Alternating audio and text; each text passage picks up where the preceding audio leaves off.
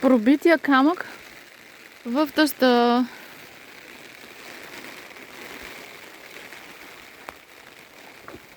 Много интересно място. Ето ви го. Саша го обиколя. Добре, че има такива парапетчета, защото в момента е лъзгаво.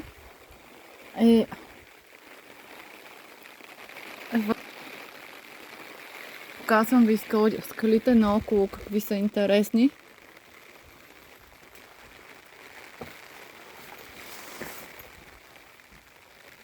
Вижте какво става. Вижте. Вижте го и този камък там долу. Огромен е.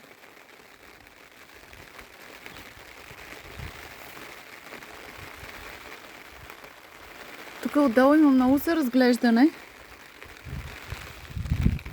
Ето го пробития камък, то като някак също. Има две дупки. Ето едната тука. Не знам дали ясно се вижда, другата е там.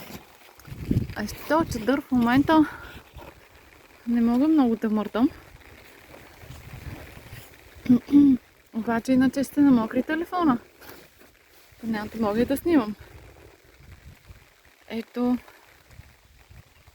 Иначе си е така доста височко. И доста стръмно така отдолу. Ще видим, че се добираме додолу. Но виждате, има много загледане. По тая тук долина. Красивата. Тая красивата долина. Хайде, чао! Приятен дъждовен ден!